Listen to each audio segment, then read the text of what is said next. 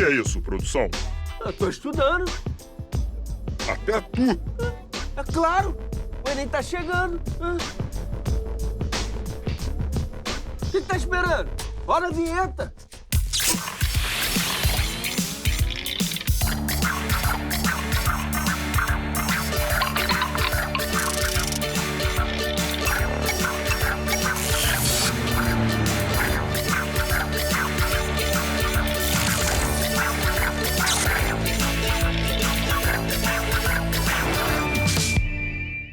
Hora do Enem no ar para falar sobre coesão e coerência.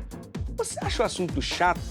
Pois então se prepara que a gente fez um programa especial. Quer ver quem me ajudar? Confere a escalação. Landureza, Landinho Mineiro, Landelton John e Landuzalém. E Rafael Torres, vem pra cá. Fala, Landi. Tudo Seja bem? bem-vindo, professor. Obrigado. Muita gente torce o nariz quando o assunto é coesão e coerência, mas as duas são muito importantes, né, professor? Ó, quer ver só? Imagina você concorrendo para uma vaga de emprego. Tem que escrever um e-mail. Opa! Mas sem entender da coesão e coerência. Desculpa, gente. É muita emoção. Afinal, professor, o que é coesão e coerência? Bom, coesão e coerência são ligações estabelecidas dentro do texto, sendo que a coesão é uma ligação linguística, visível, concreta. A coerência é uma ligação abstrata, no nível da informação de cada uma das partes do texto. Uma informação conectada à outra. Aí a gente estabelece coerência. Então, bora começar pela primeira. Coesão. Quais são os jeitos mais simples de se criar coesão? Vamos lá. A coesão ela pode ser estabelecida por 3 ferramentas iniciais. A gente buscar sinônimos. Por exemplo, o candidato escreveu a palavra retirar e, de repente, não repetindo retirar, mas mantendo a informação, vamos para extrair. Então, eu substituo um verbo por outro e faço o texto seguir. Depois dos sinônimos, tem uma estratégia também bem interessante, que é o uso de um pronome demonstrativo mais um hiperônimo. Hiper, grande, grande nome. Um nome que tem a capacidade de incluir o significado de outro nome. Deixa eu te dar um exemplo. Você pega um processo como crescimento. Opa, um processo, crescimento. Então, se eu já usei a palavra crescimento, por que eu não posso depois usar uma expressão como esse, pronome demonstrativo, e processo, hiperônimo? Então, eu falo de crescimento de novo, sem repetir esse processo. Outra ferramenta também bacana para usar e estimular a coesão é o uso de conectivos. As conjunções, elas avisam, ao leitor o andamento das ideias. Por exemplo, eu tenho uma informação A, portanto, informação B.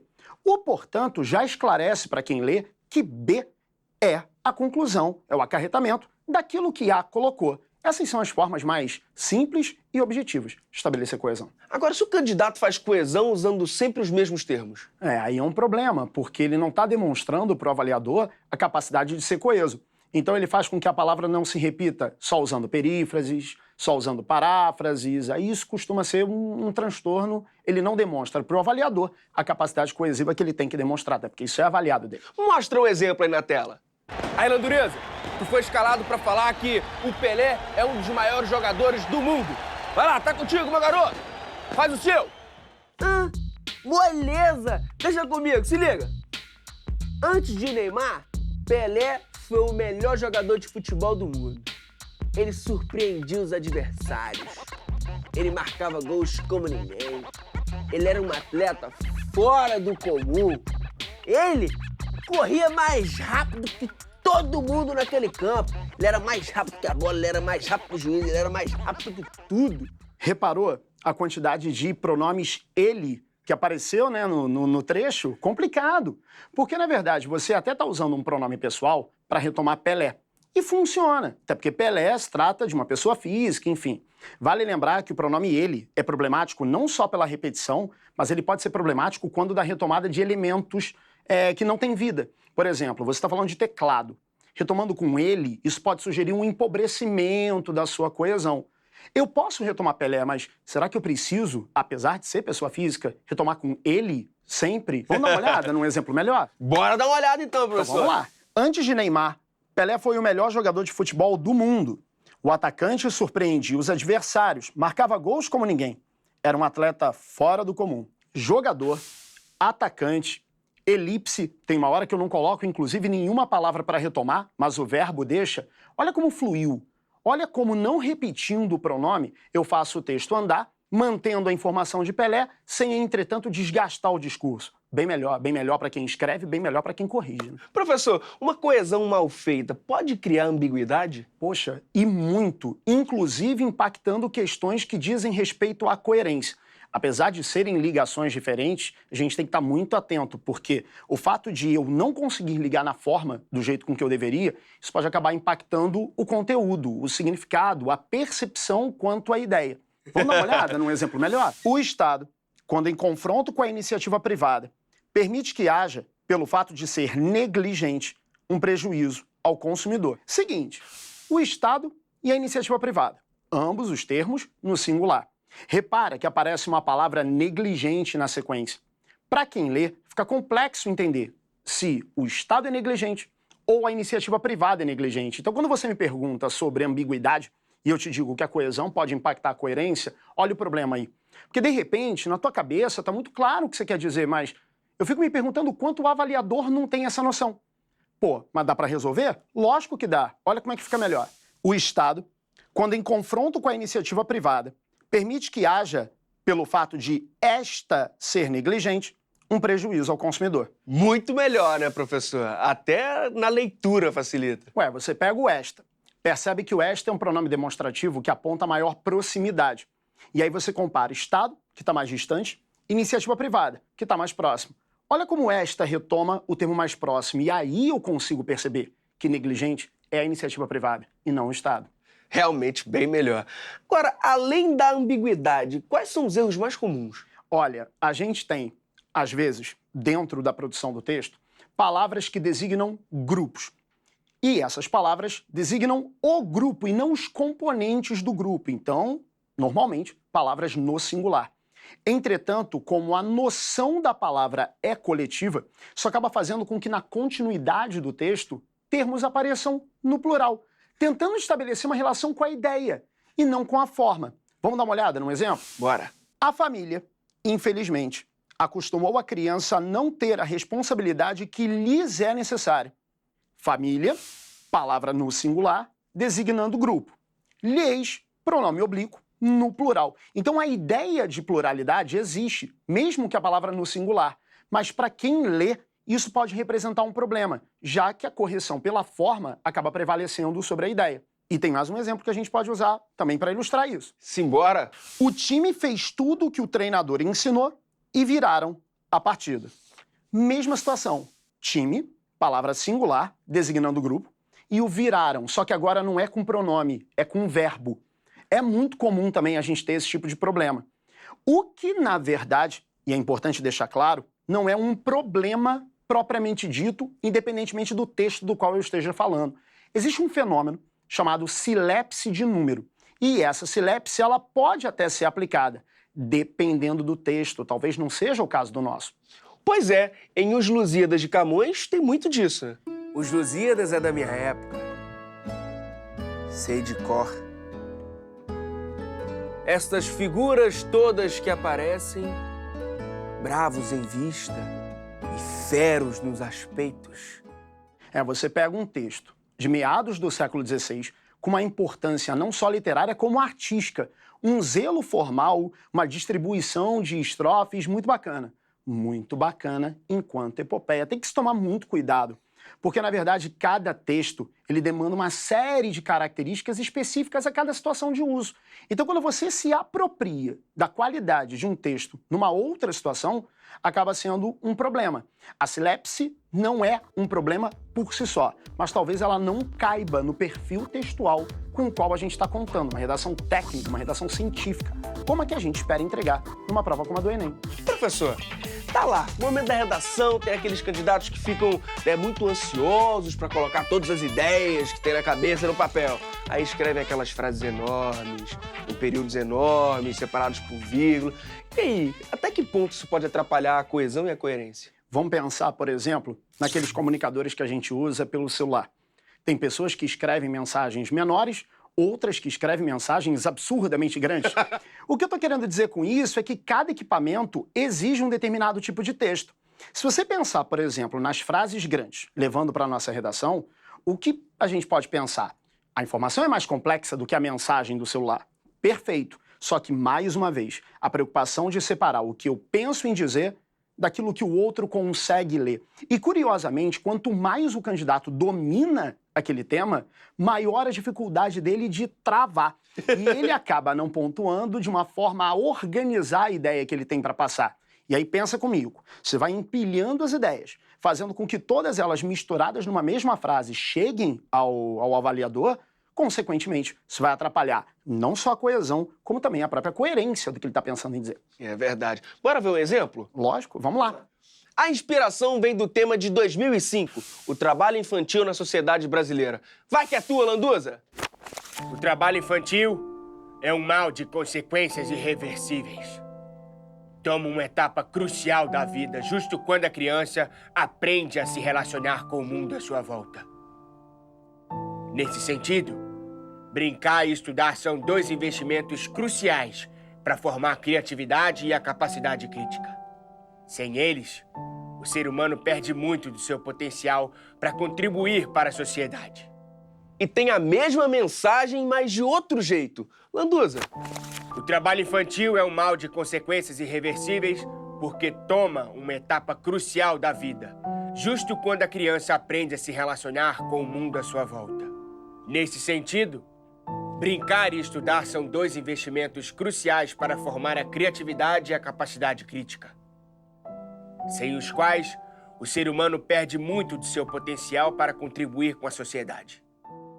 Você vê como é que são as coisas, né? Os dois trechos que o Landuza acabou de ler, com as mesmas informações, basicamente.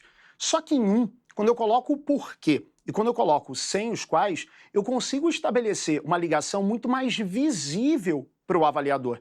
Então, entre os dois, existe um aperfeiçoamento. O segundo consegue tornar a leitura mais fluida, porque conecta melhor. Sem contar que o primeiro tem frases mais quebradas. E isso, de certa forma, acaba facilitando por um lado, porque isola mais as informações, mas ao mesmo tempo trava o texto. mas vem cá, tem uma terceira maneira de escrever esse texto? Tem como a gente chegar ao meio termo. Vamos dar uma olhada? Bora! O trabalho infantil é um mal de consequências irreversíveis, porque toma uma etapa crucial da vida, a de aprender a se relacionar com o mundo à sua volta. Nesse sentido, brincar e estudar são dois investimentos cruciais para formar a criatividade e a capacidade crítica, fundamentais ao indivíduo em contribuição com a sociedade. Agora, o porquê é um operador argumentativo, mas e os sim os quais? Os dois são operadores argumentativos, na verdade, porque são duas estruturas que permitem a conexão entre as partes do texto, mas, ao mesmo tempo, de certa forma, também acrescentam informações para manter aquela fluidez da qual a gente falou agora há pouco. Então eu posso, com um conector, expressar que o que vem à frente é causa do que foi dito antes, é conclusão, é finalidade, é proporção, enfim, o que naquele trecho me for oportuno. Mas só tem esses dois operadores argumentativos? Não, várias palavras fazem esse papel na língua, não só as conjunções, os advérbios, os pronomes relativos. O ideal é que o candidato perceba que, na prática, várias são as classes gramaticais, as estruturas linguísticas que fazem o texto andar, incluindo as conjunções também. Vamos dar uma olhada em alguns exemplos? Como é que isso fica? Só se for agora. A arrecadação tributária diminui e recuam os investimentos em infraestrutura. A arrecadação tributária diminui, portanto, recuam os investimentos em infraestrutura. Se você reparar, o uso da conjunção e não tem nada de equivocado, funciona bem. Mas também, se você parar para pensar, quantas não são as informações que eu consigo passar com essa conjunção e? Quando eu troco pelo portanto, eu consigo dar mais precisão para essa ligação entre as informações. E isso colabora não só para a coesão, porque deixa mais objetivo, como também para a própria coerência, né? Orienta o leitor sobre que tipo de relação de significado eu quero estabelecer. Tem outro exemplo, professor? Tem conectivos que não as conjunções, tem as preposições. Um exemplo bom é o caso do verbo contribuir. Se eu uso contribuir com, eu estou falando de uma contribuição em parceria. Então, se eu digo que eu contribuo com você, é porque você contribui também. Agora, quando eu digo contribuir para você, você deixa de contribuir, pelo menos dentro da frase, e passa a ser o alvo da minha contribuição. Você vê, né? Conexão, feita pelo com e pelo para, e ao mesmo tempo a coerência, porque isso muda o significado do que eu estou dizendo.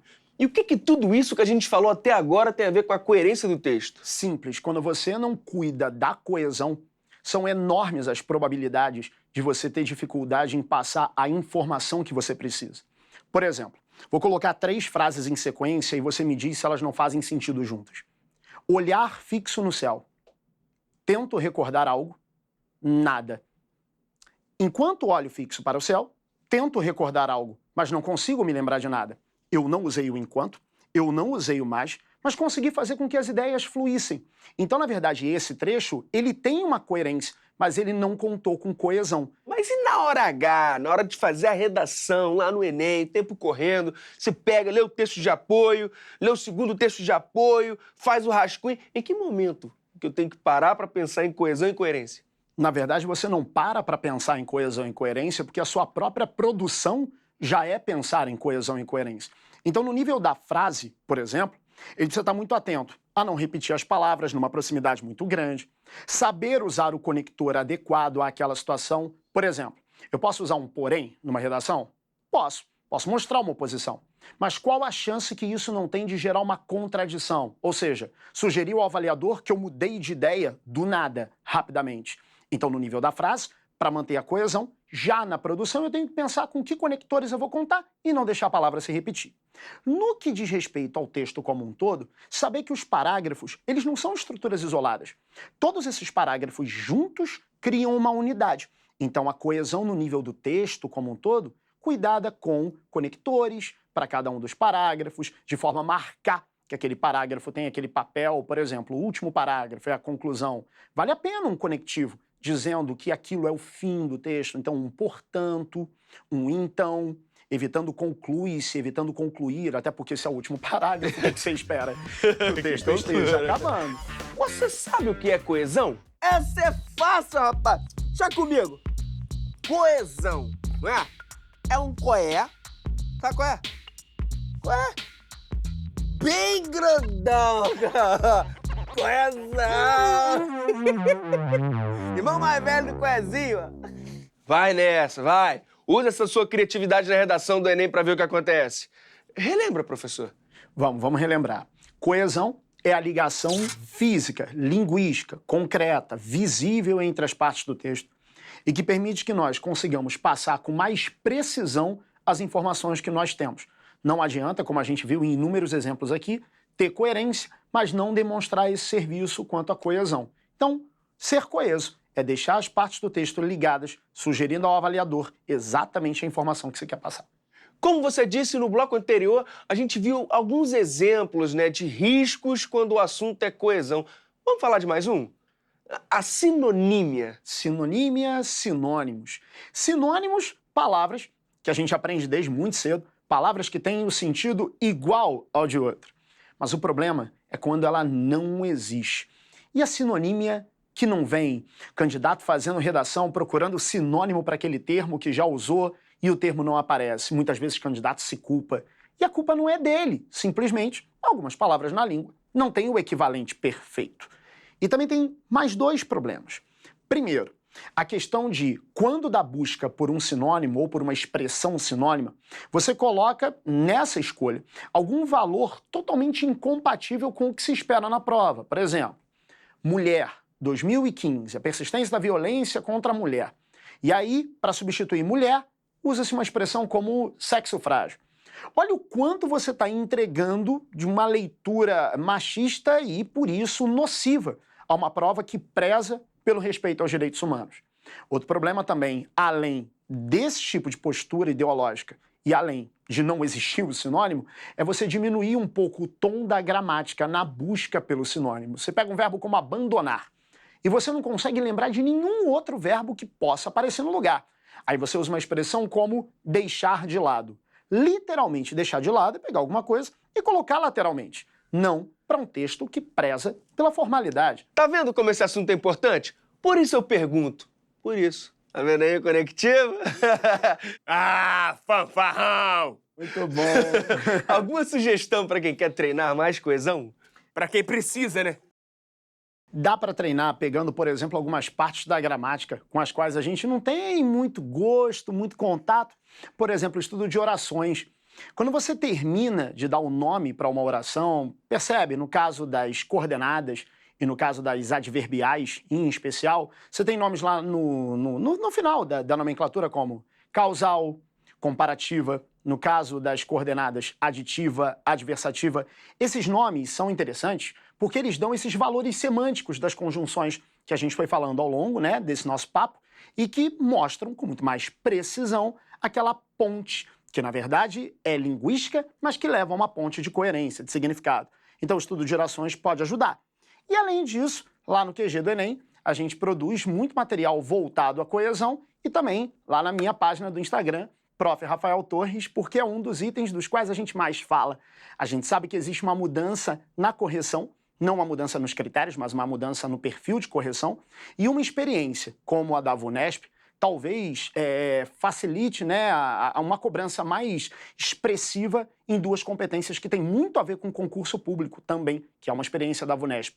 A competência 1, que é a parte de gramática, e a competência 4, no que tange a coesão. Então, lá na página, lá no Insta, a galera vai ter bastante informação sobre isso e a gente espera galera por lá. E para quem acha que ainda não treinou redação suficiente? Dá para treinar. E dá para, principalmente, cuidar das correções que foram feitas até aqui. A gente não sei se culturalmente tem um problema quanto às nossas avaliações. A gente dificilmente observa aquilo que nos foi dito enquanto problema para alcançar com isso uma evolução, um aperfeiçoamento. Então eu sugiro nessa reta final treinar como nunca, mas ao mesmo tempo avaliar tudo que de feedback foi gerado para que haja oportunidade de evolução. Chega dessa cultura de rasgar a prova em que a gente não foi tão bem.